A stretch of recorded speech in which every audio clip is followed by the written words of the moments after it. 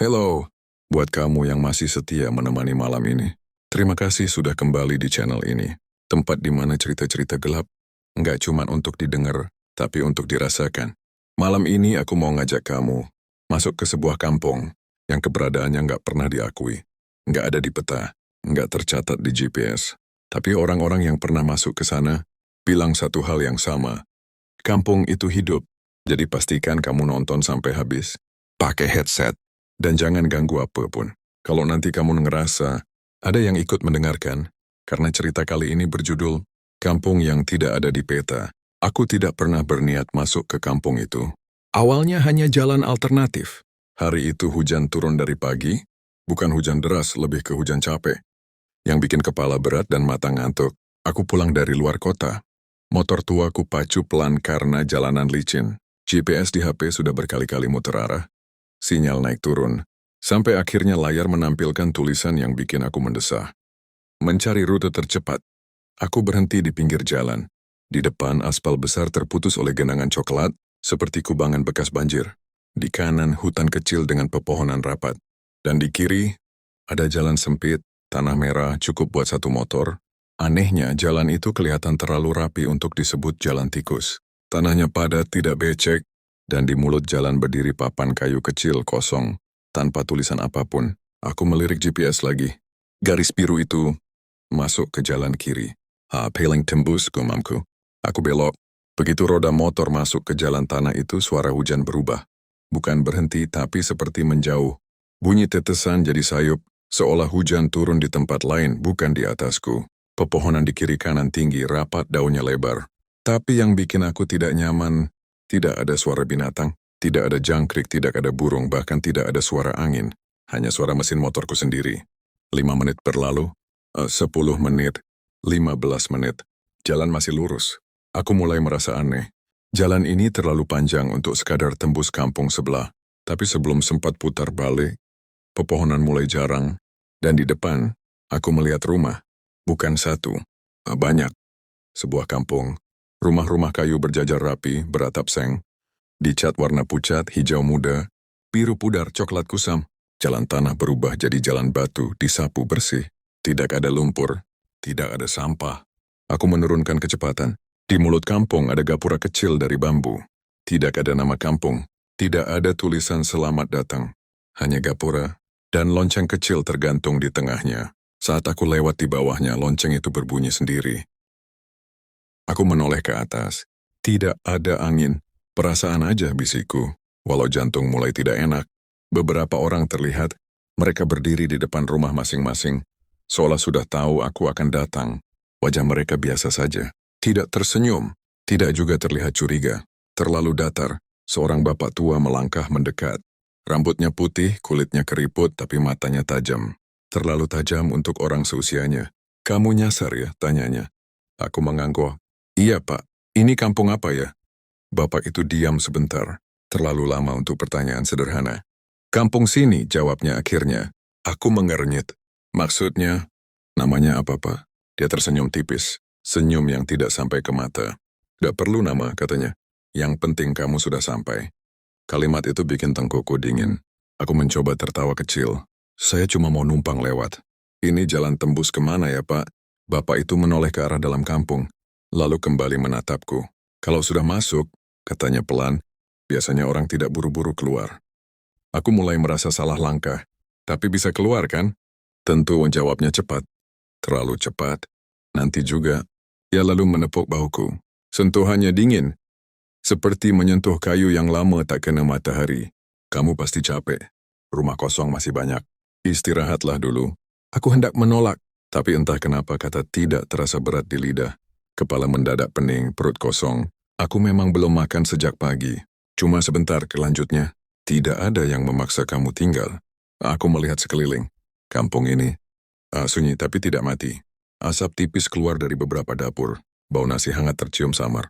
Motor saya. Aman, potongnya. Tidak pernah ada yang hilang di sini. Kalimat itu terdengar seperti janji atau ancaman. Aku akhirnya mengangguk. Bapak itu memanggil seseorang. Seorang perempuan muda, mungkin seusiaku. Wajahnya pucat, matanya cekung, tapi senyumnya ramah. Antarkan dia ke rumah kosong dekat sungai, sekata bapak tua itu. Perempuan itu mengangguk patuh. Aku menuntun motor sambil berjalan di sampingnya. Jalan kampung bersih, terlalu bersih. Tidak ada daun gugur, tidak ada debu. Padahal pepohonan mengelilingi kampung. Kampung ini sepi ya, kataku mencoba basa-basi. Iya, jawabnya singkat. Penduduknya banyak? Cukup. Aku menoleh. Kok jarang kelihatan? Dia berhenti berjalan. Menatapku. Yang kelihatan, katanya pelan, itu yang perlu kamu lihat. Jawaban itu bikin aku menyesal bertanya.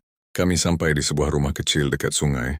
Sungainya tenang, airnya hitam seperti tidak memantulkan cahaya. Rumah itu bersih, pintunya tidak terkunci. Silakan, katanya. Nama kamu siapa, tanyaku. Dia ragu. Lalu menjawab, dulu, aku punya nama. Aku merinding. Sekarang? Dia tersenyum lagi. Senyum lelah. Sekarang aku warga sini. Ia pergi sebelum aku sempat bertanya lebih jauh.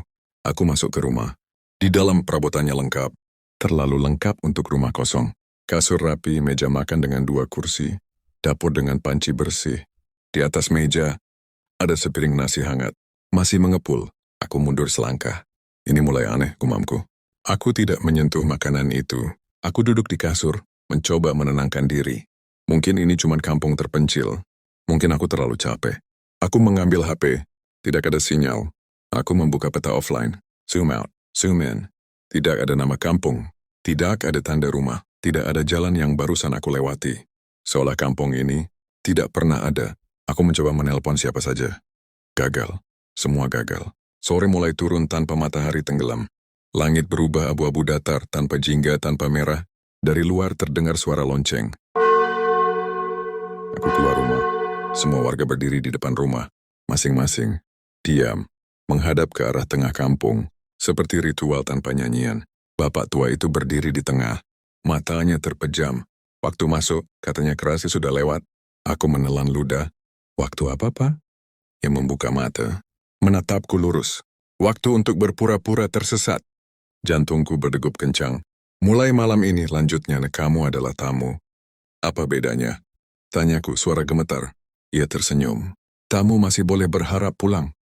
Lonceng berbunyi lebih keras. Lampu-lampu rumah menyala serempak, dan saat itu aku sadar satu hal yang membuat kakiku lemas. Tidak satu pun dari mereka memiliki bayangan. Malam di kampung itu turun tanpa aba-aba. Tidak ada senja, tidak ada warna jingga. Lampu-lampu rumah menyala begitu saja serempak, seolah seseorang menekan satu saklar raksasa. Dari tempat yang tidak bisa kulihat, lonceng berhenti berbunyi. Warga yang tadi berdiri diam perlahan masuk ke rumah masing-masing. Tidak ada suara langkah kaki. Tidak ada suara pintu dibuka atau ditutup. Mereka seperti menghilang ke dalam rumah. Aku masih berdiri di depan rumah dekat sungai. Kaku menatap tanah di bawah kakiku. Tidak ada bayangan. Aku mengangkat tangan menggerakkannya ke kiri dan kanan. Lampu rumah terang jelas menyinari tubuhku. Tapi kakiku kosong. Tidak ada siluet. Tidak ada gelap yang mengikuti bentuk badanku. Ini mimpi, bisikku cepat. Ini cuma mimpi. Aku mencubit lenganku sendiri. Sakit, nyata. Angin malam berembus membawa bau sungai yang aneh. Bukan amis. Bukan tanah basah, tapi bau logam. Seperti darah yang sudah lama mengering. Aku masuk kembali ke rumah dan mengunci pintu. Tanganku gemetar saat menarik selot pintu kayu itu. Di dalam, lampu minyak di ruang tengah menyala sendiri. Aku yakin sebelumnya lampu itu mati. Aku duduk di kasur, punggung menempel ke dinding. Mencoba berpikir logis. Kampung terpencil. Penduduknya aneh. Mungkin ini semacam sekte atau komunitas tertutup. Tapi bayangan, peta yang kosong. Aku menggeleng keras, tenang. Besok pagi aku keluar. Aku berbaring. Memejamkan mata meski jantung masih berdegup tak karuan. Entah berapa lama aku terlelap, sampai suara air membuatku terbangun. Suara sungai terlalu dekat. Aku duduk. Dari jendela, kulihat permukaan sungai bergerak pelan. Air hitam itu seperti mengalir mundur, berlawanan arah. Dan di tengah sungai, ada sesuatu. Bukan batang kayu, bukan sampah. Seseorang berdiri di sana. Air sungai hanya setinggi dada. Sosok itu membelakangiku. Rambutnya panjang, basah, menempel di punggung. Suaraku tercekat. Halo? Sosok itu perlahan menoleh. Wajahnya pucat kebiruan. Matanya kosong. Bibirnya pecah-pecah. Nah, yang membuat kakiku hampir menyerah. Wajah itu mirip denganku. Aku mundur satu langkah. Sosok itu membuka mulut. Air sungai masuk tapi dia tetap berbicara. Kamu baru masuk ya? Suaranya parau, seperti suara orang yang lama tidak berbicara. Apa kamu? Tanyaku. Dia tersenyum miring. Senyum putus asa. Aku yang gagal pulang. Lampu rumah berkedip. Dalam sekejap sosok di sungai itu menghilang. Air kembali tenang mengalir normal. Seolah tidak pernah ada apa-apa. Aku terduduk di lantai. Keringat dingin membasahi punggungku. Aku tidak tidur lagi malam itu. Pagi datang tanpa matahari terbit. Langit berubah dari hitam ke abu-abu pucat. Cahaya muncul tanpa sumber. Kampung itu terang tapi dingin. Aku keluar rumah. Motor masih di tempat semalam. Aku segera mendekatinya. Berharap bisa langsung pergi. Aku menyalakan mesin. Mesin hidup. Hatiku sedikit lega. Aku memutar motor. Bersiap menyusuri jalan keluar. Jangan pergi. Suara itu datang dari belakang. Perempuan yang kemarin mengantarku berdiri di sana. Wajahnya lebih pucat hari ini. Lingkar hitam di bawah matanya semakin dalam. Kenapa? Tanyaku cepat. Aku mau pulang. Dia menggeleng pelan. Kalau mau keluar, katanya, jangan pagi. Terus kapan? Waktu masuk. Aku mengernyit. Maksudmu? Dia mendekat, suaranya diturunkan. Kampung ini tidak menahan orang. Orang-orang sendiri yang salah waktu. Aku mulai kesal. Takut bercampur marah. Dengar, kataku. Aku cuma nyasar. Aku tidak mau ikut aturan aneh di sini. Dia menatapku lama, lalu berkata lirih. Semua yang di sini juga bilang begitu. Aku menelan ludah. Kamu sudah berapa lama di sini? Dia terdiam. Lama. Sampai lupa. Jawabnya akhirnya. Aku mematikan mesin motor. Kalau begitu bantu aku keluar. Dia tertawa kecil, pahit. Aku bahkan tidak bisa bantu diriku sendiri. Kami berjalan menyusuri kampung. Sekarang aku melihat lebih jelas. Rumah-rumah itu mirip satu sama lain. Terlalu mirip. Seolah dicetak dari satu cetakan yang sama. Beberapa pintu terbuka. Di dalam, kulihat orang-orang duduk diam. Menatap dinding. Menatap lantai. Tidak berbicara. Kenapa mereka diam, tanyaku. Mereka sedang mengingat, jawab perempuan itu. Mengingat apa? Jalan pulang. Kami melewati sebuah rumah dengan pintu terbuka lebar. Di dalamnya seorang pria tua duduk di kursi memegang peta kertas. Aku mendekat. Pak, dia mengangkat wajahnya. Matanya merah penuh urat. Sudah ketemu? Tanyanya cepat. Apa? Jalannya, katanya. Sudah ketemu jalannya. Aku menggeleng. Pria itu tertawa. Lalu menangis. Dulu aku juga pakai peta. Katanya sambil menunjuk kertas di tangannya. Setiap hari aku gambar ulang. Tapi setiap kali, kampung ini selalu berpindah. Aku melihat peta itu. Coretan-coretan kasar penuh garis. Tidak ada nama. Tidak ada arah. Sudah berapa lama Bapak di sini? Tanyaku. Pria itu menatap langit abu-abu. Anakku sekarang mungkin sudah punya anak, katanya lirih. Dadaku terasa sesak. Kami meninggalkannya. Di tengah kampung aku melihat papan pengumuman. Kayu tua. Di atasnya tertulis dengan cat hitam yang sudah pudar. Aturan tamu. Jangan bertanya soal nama kampung. Jangan keluar pagi atau malam. Jangan mendekati sungai saat gelap. Jangan menjawab jika dipanggil dengan suara sendiri. Jika melihat dirimu, berpalinglah. Aku membaca aturan terakhir berulang kali. Jika melihat dirimu. Apa maksudnya, tanyaku. Perempuan itu tidak langsung menjawab. Kampung ini, katanya pelan, tidak menciptakan apa-apa. Lalu, hanya menampung yang tersisa. Aku menoleh. Tersisa dari apa? Dari orang-orang yang ragu pulang. Seketika aku teringat sosok di sungai. Wajahku sendiri. Kalian semua. Suaraku gemetar, bukan penduduk asli kan? Dia mengangguk. Tidak ada penduduk asli di sini. Terus siapa bapak tua itu? Wajah perempuan itu mengeras. Dia penjaga waktu masuk. Aku terdiam. Kalau aku mau keluar, kataku pelan. Apa yang harus aku lakukan? Dia menatapku lama. Kamu harus ingat, katanya. Kenapa kamu ingin pulang? Aku membuka mulut. Menutupnya lagi. Kenapa aku ingin pulang? Jawaban itu seharusnya mudah. Tapi entah kenapa kosong. Aku teringat rumah. Atau aku pernah punya rumah. Wajah orang tuaku muncul samar. Kabur. Seperti foto lama yang pudar. Kepalaku mulai sakit. Apa yang kampung ini lakukan ke orang-orang? Tanya aku panik. Perempuan itu berbisik.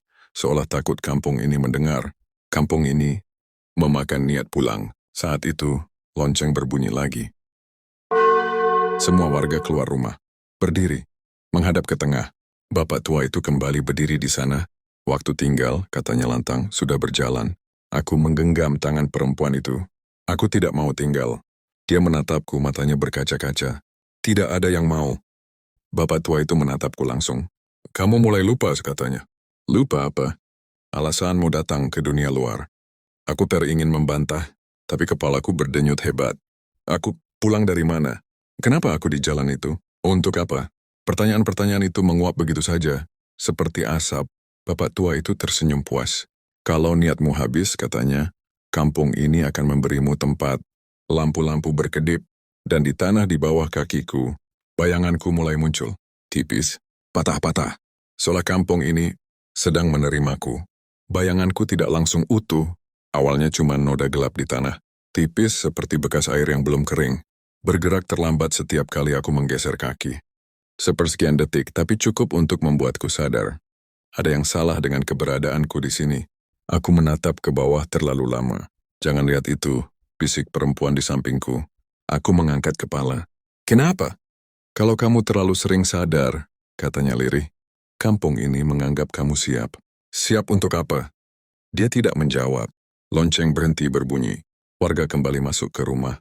Bapak tua itu masih berdiri di tengah kampung, menatapku dengan wajah yang sulit kubaca. Bukan marah, bukan senang, seperti seseorang yang menunggu hasil. Ayo, kata perempuan itu. Masuk. Aku mengikuti dia ke rumahku atau rumah yang diberikan padaku. Sepanjang jalan, aku merasakan sesuatu yang aneh. Kampung ini terasa lebih dekat, seolah jarak antar rumah menyempit. Jalan yang kemarin terasa panjang, sekarang hanya beberapa langkah. Aku menoleh ke belakang. Gapura bambu di pintu masuk kampung sudah tidak terlihat. Gapuranya kemana? Tanyaku. Perempuan itu berhenti. Menarik napas panjang. Kamu mulai kehilangan orientasi, katanya. Itu tanda awal. Tanda apa? Tanda kamu terlalu lama di sini. Aku menelan ludah. Di dalam rumah suasananya berubah. Meja makan kini terisi 3 piring, bukan 2. Salah satunya sudah kosong, penuh bekas nasi dan kuah kering. Ada orang lain? Tanyaku. Perempuan itu menggeleng. Lalu ini, aku menunjuk piring kosong. Dia memalingkan wajah. Itu punyamu, katanya pelan. Aku tertawa pendek, terlalu keras. Aku belum makan apapun di sini. Tubuhmu mungkin belum, jawabnya. Tetapi bagian lain dari kamu sudah. Aku merinding. Aku duduk. Kepalaku semakin berat. Ingatan terasa seperti pasir. Semakin kupegang, semakin bocor di sela jari. Aku mau tulis sesuatu, kataku tiba-tiba. Kalau aku lupa, setidaknya ada catatan. Perempuan itu tampak ragu, tapi akhirnya mengangguk. Aku ambilkan kertas, katanya. Dia kembali membawa buku tipis dan pensil tumpul. Aku membuka halaman pertama. Tanganku berhenti. Tulisan sudah ada. Tulisan tanganku sendiri. Hari ke entah berapa. Aku masih ingat namaku, tapi tidak yakin itu penting. Kalau aku membaca ini lagi, berarti aku sudah lupa kenapa aku ingin pergi. Aku membalik halaman dengan napas memburu. Jangan percaya rumah ini. Jangan percaya sungai. Dan yang paling penting, jangan percaya dirimu yang lain. Pensil jatuh dari tanganku. Ini, aku yang nulis, tanyaku. Perempuan itu mengangguk perlahan. Kapan? Beberapa waktu lalu. Berapa lama aku di sini?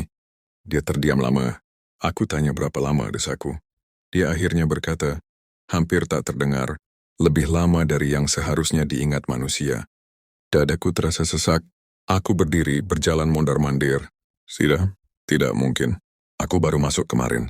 Kemarin menurut siapa? Tanyanya pelan. Aku berhenti. Benar juga. Di sini tidak ada jam, tidak ada matahari, tidak ada malam yang jelas. Waktu ditelan. Aku mau ke sungai, kataku tiba-tiba. Wajah perempuan itu langsung pucat. Jangan! Aku harus lihat, kataku keras. Aku harus pastikan aku masih aku.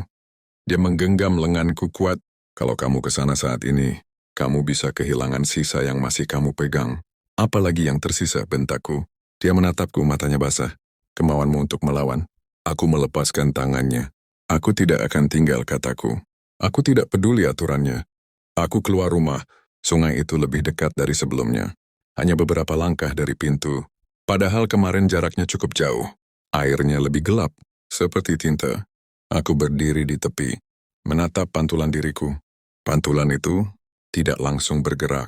Aku mengangkat tangan. Pantulan itu mengangkat tangan lebih lambat. Dan saat ia tersenyum, aku tidak. Akhirnya, kata pantulan itu, bibirnya bergerak di permukaan air. Tapi suaranya terdengar di kepalaku. Kamu sadar juga? Apa kamu, bisikku? Aku kamu, jawabnya. Versi yang berhenti berharap. Aku menggeleng. Aku mau pulang. Pantulan itu tertawa. Riaknya membuat wajah kami pecah-pecah. Pulang kemana, tanyanya? Kamu bahkan sudah tidak ingat alamatmu. Aku terdiam. Aku mencoba mengingat. Rumahku. Nomor. Nama jalan. Kosong. Lihat, kata pantulan itu. Kampung ini tidak mencuri. Kamu sendiri yang melepaskan. Bohong, kataku. Kalian menjebak. Tidak, jawabnya lembut. Kami memberi tempat untuk orang-orang yang ragu. Riak air membesar. Dari sungai muncul bayangan-bayangan lain. Wajah-wajah samar. Beberapa menangis. Beberapa tersenyum kosong. Aku pernah seperti mereka, tanyaku. Pantulan itu mengangguk. Kamu datang dengan lelah, katanya. Kepala penuh. Hidup terasa berat. Jalan pulang terasa jauh. Aku teringat hujan. Jalan licin. GPS error.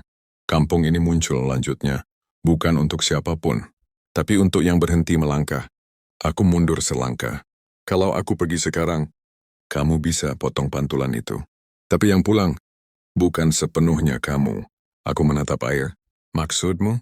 Sebagian dari kamu katanya akan tetap tinggal, mengisi rumah kosong, menjadi bayangan bagi orang berikutnya. Aku teringat buku catatan, tulisan tanganku sendiri. Kalau aku menolak, tanyaku, pantulan itu mendekat ke permukaan. Wajahnya kini sangat mirip denganku. Maka kampung ini katanya pelan akan membuatmu nyaman. Tiba-tiba aku merasa hangat, beban di dada berkurang. Tidak ada tagihan, tidak ada tuntutan, tidak ada dunia luar yang menunggu. Hanya diam. Tenang, aku menutup mata. Dan di saat itu, suara perempuan itu memanggil namaku. Namaku. Aku membuka mata. Perempuan itu berdiri di belakangku terengah-engah. Jangan dengarkan dia, teriaknya. Itu bukan kamu. Pantulan di air tersenyum. Dia sudah setengah sini. Aku tidak peduli. Perempuan itu menarik lenganku. Kalau kamu mau keluar, sekarang. Kapan? Tanya aku panik. Sekarang, katanya. Sebelum bayanganmu utuh. Aku melihat ke tanah. Bayanganku kini hampir sempurna. Kami berlari. Kampung berubah. Jalan memanjang. Rumah-rumah bergeser. Lorong-lorong muncul di tempat yang seharusnya kosong. Kemana? Teriakku. Ke jalan masuk, katanya. Aku tidak lihat gapura. Memang tidak bisa dilihat.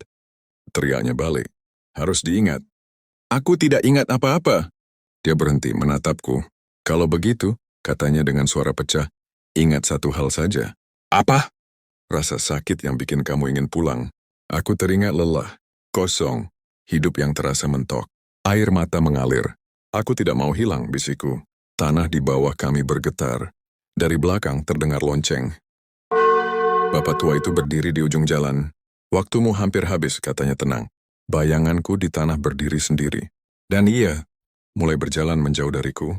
Bayanganku berjalan menjauh dariku. Bukan melayang, bukan menghilang. Ia melangkah seperti manusia pelan. Pasti seolah tahu persis kemana harus pergi. Setiap langkahnya membuat tanah di bawahnya menghitam. Seperti terbakar dingin. Suaraku tercekat. Aku masih di sini. Bayangan itu berhenti. Ia menoleh. Wajahnya tidak lagi persis sama denganku. Matanya kosong tapi tenang. Terlalu tenang untuk seseorang yang pernah hidup. Kamu terlambat, katanya. Suaranya bukan keluar dari mulut, tapi langsung dari kepalaku. Apa yang terlambat? Tanyaku, gemetar. Memilih, jawabnya singkat. Perempuan itu menarik lenganku keras. Jangan jawab dia. Tapi bayangan itu tersenyum. Tenang, katanya. Aku tidak akan mengambil alih, belum. Bapak tua melangkah mendekat. Setiap langkahnya membuat udara terasa berat. Kampung ini adil, katanya. Tidak pernah menahan, tidak pernah memaksa. Aku menatapnya dengan amarah yang mulai mengalahkan takut. Ini penjara. Tidak, jawabnya. Ini persinggahan. Bohong. Ia menggeleng pelan. Semua yang di sini masuk dengan kaki sendiri. Aku terdiam. Benar. Aku belok sendiri. Aku masuk sendiri. Kalau begitu, kataku lirih, lepaskan aku. Bapak tua itu menatap bayanganku. Kamu tidak utuh, katanya. Dan yang tidak utuh, tidak bisa keluar. Bagaimana caranya utuh lagi? Tanyaku cepat. Ia tersenyum tipis. Bayar. Aku tertawa pahit. Dengan apa? Dengan yang paling berat kamu tinggalkan. Perempuan itu melepaskan lenganku. Jangan dengarkan dia. Semua orang yang keluar, lanjut bapak tua itu, membayar sesuatu. Apa yang mereka bayar? Tanyaku.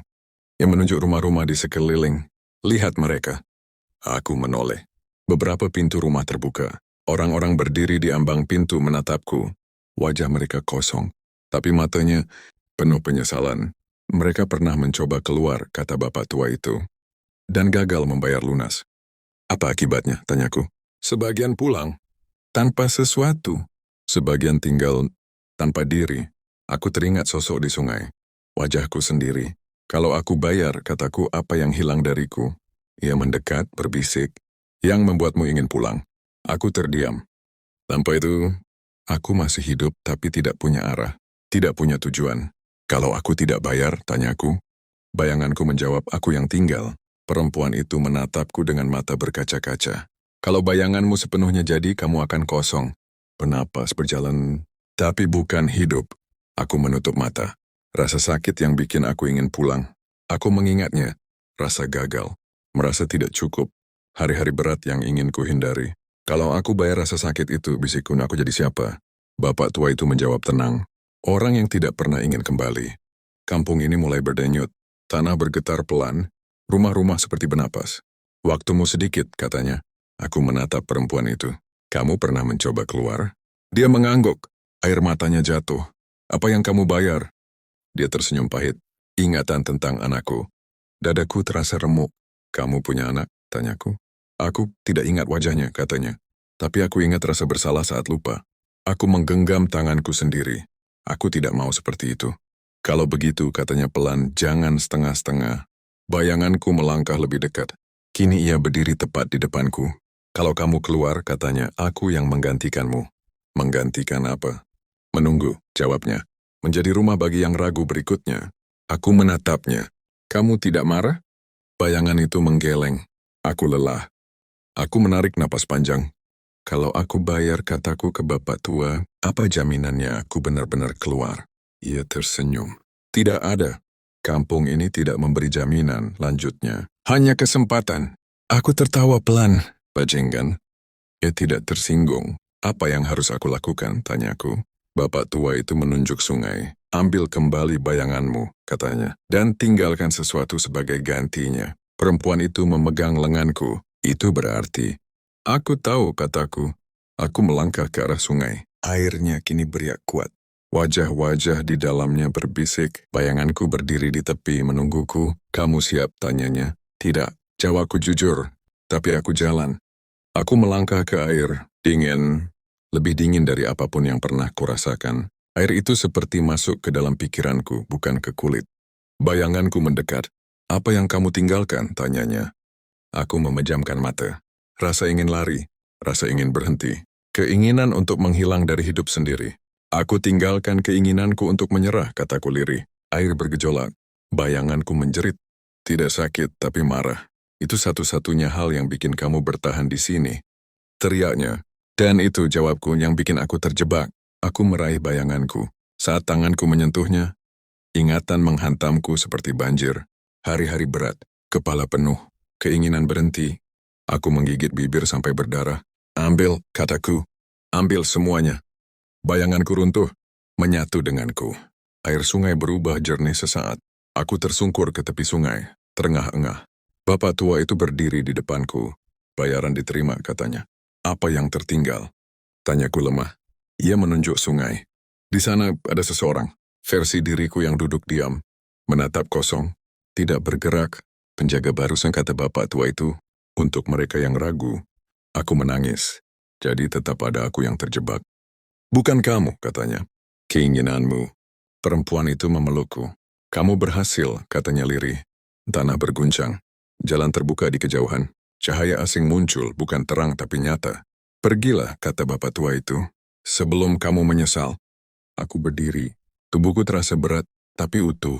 Aku melangkah ke jalan itu. Sebelum pergi aku menoleh. Perempuan itu masih berdiri di sana. Kamu tidak ikut? Tanyaku. Dia tersenyum. Aku belum siap membayar. Aku mengangguk. Langkah demi langkah kampung itu memudar. Dan sebelum semuanya gelap, aku mendengar lonceng terakhir. Langkah terakhirku terasa aneh. Bukan berat. Bukan ringan. Seperti melangkah keluar dari air setelah lama tenggelam, dunia terasa terlalu keras, terlalu nyata. Cahaya itu tidak menyilaukan, tidak hangat, tapi jelas. Jalan tanah berubah menjadi aspal. Bau sungai digantikan bau bensin dan hujan. Suara lonceng lenyap, digantikan suara kendaraan jauh di kejauhan. Aku tersungkur di pinggir jalan. Aspal dingin menempel di pipiku. Hujan rintik jatuh ke wajahku. Hujan yang sama seperti saat aku masuk. Aku tertawa kecil, histeris. Lega. Aku keluar, bisikku. Aku pulang. Aku bangkit tertatih. Motorku terparkir di pinggir jalan. Mesin mati, kunci masih terpasang. Seolah aku baru berhenti sebentar, bukan entah berapa lama. Aku menyalakan mesin. Hidup. Lampu depan menyala. Jalanan terlihat normal. Tidak ada hutan rapat. Tidak ada jalan tanah merah. Aku berkendara pulang. Sepanjang jalan aku menunggu sesuatu yang salah. Jalan yang berulang. Rumah yang terlalu rapi. Gapura tanpa nama. Tapi tidak ada. Aku sampai di rumah kontrakanku menjelang malam. Lampu tetangga menyala. Suara TV terdengar. Dunia berjalan seperti biasa. Aku membuka pintu. Bau rumah menyambutku. Bau yang familiar. Sedikit pengap. Sedikit debu. Aku menutup pintu dan bersandar di sana lama. Aku benar-benar pulang, kataku pada diri sendiri. Dan untuk pertama kalinya sejak masuk kampung itu, aku tidak merasa ingin kabur. Hari-hari berikutnya berjalan normal. Terlalu normal. Aku kembali bekerja. Kembali makan teratur. Tidur nyenyak tanpa mimpi. Tidak ada bayangan yang terlambat bergerak. Tidak ada suara lonceng. Tapi ada satu hal yang hilang. Aku tidak merasa lelah. Bukan lelah fisik, tapi lelah yang dulu selalu ada. Lelah hidup, lelah berharap, lelah mencoba. Sekarang, kosong. Aku bangun pagi tanpa keluhan. Bekerja tanpa mengeluh. Tertawa saat harus tertawa. Tapi tidak pernah benar-benar ingin apapun. Suatu malam aku duduk di kamar, menatap dinding. Aneh, gumamku. Harusnya aku senang. Aku mencoba mengingat kampung itu. Wajah bapak tua. Perempuan itu. Sungai hitam. Ingatannya ada tapi tanpa rasa. Seperti menonton film tanpa suara. Aku membuka HP, membuka peta. Aku zoom ke area tempat aku tersesat. Tidak ada apa-apa. Hanya hutan biasa. Aku seharusnya lega. Tapi ada perasaan datar, tidak lega. Tidak takut. Hanya menerima. Beberapa minggu kemudian, aku bertemu seseorang. Di halte bus, seorang pria berdiri kebingungan menatap HP-nya berkali-kali. Mas, ini jalan kemana ya? Tanyanya. Aku menoleh. Wajahnya pucat. Matanya lelah. Mas nyasar? Tanyaku. Iya, katanya tertawa kering. GPS mutar-mutar, aneh. Aku melihat ke arah yang ia tunjuk. Jalan kecil. Tanah merah, sempit. Dadaku bergetar. Mas, jangan lewat situ, kataku cepat. Kenapa? Aku membuka mulut. Tidak ada jawaban. Tidak ada rasa panik. Tidak ada dorongan menyelamatkan. Hanya satu kalimat keluar datar. Biasanya orang yang lewat situ. Lama pulangnya. Pria itu tertawa. Masnya bercanda ya? Dia melangkah pergi. Aku berdiri diam. Ada sesuatu di dadaku yang bergerak. Bukan rasa bersalah, bukan takut. Seperti ruang kosong yang dikenali. Malam itu aku bermimpi. Aku berdiri di tepi sungai. Airnya hitam. Di dalamnya ada seseorang duduk diam. Menatap kosong. Wajahnya samar. Tapi aku tahu, itu keinginanku yang tertinggal. Ia menatapku. Kamu baik-baik saja? Tanyanya. Aku mengangguk. Aku pulang. Dia tersenyum tipis. Bagus, katanya. Berarti tugasku jalan. Apa tugasmu? Tanyaku. Ia menunjuk kejauhan. Di sana jalan tanah merah terbuka. Seorang perempuan berdiri di ujungnya. Wajah pucat, mata lelah. Perempuan yang sama. Kampung itu, kata bayanganku, tidak pernah kekurangan ruang. Aku terbangun dengan napas tersengal. Jam menunjukkan pukul 2.17. Aku duduk lama di tepi kasur. Tidak takut. Tidak gelisah. Hanya mengerti. Sejak malam itu aku mulai memperhatikan. Orang-orang yang terlihat terlalu lelah. Terlalu kosong. Terlalu ingin berhenti. Mereka sering bertanya arah. Sering nyasar. Sering mengeluh soal hidup. Dan tanpa sadar, aku selalu memberi jawaban yang sama. Bukan bohong. Bukan jujur. Cukup untuk membuat mereka melangkah. Aku tidak berdiri di gapura. Tidak membunyikan lonceng. Aku hanya orang yang pernah pulang. Suatu sore aku berdiri di pinggir jalan tanah merah itu. Aku tidak berniat masuk. Aku hanya berdiri. Menunggu. Dan saat seseorang bertanya, Mas, ini jalan kemana? Aku tersenyum kecil. Masuk saja dulu, jawabku. Kalau sudah masuk, biasanya orang tidak buru-buru keluar. Sampai di sini dulu cerita kita malam ini. Kalau kamu masih ngerasa suasananya belum benar-benar pergi, berarti ceritanya berhasil. Di luar sana, masih banyak tempat yang nggak pernah masuk peta, nggak tercatat, dan sengaja disembunyikan. Kalau kamu mau terus aku temani, menyusuri kisah-kisah gelap yang jarang dibicarakan orang, jangan lupa subscribe channel ini. Karena di video berikutnya, aku bakal bawa kamu ke cerita lain yang mungkin lebih dekat dari yang kamu kira. Sampai jumpa di cerita selanjutnya. Dan ingat, tidak semua tempat ingin ditemukan.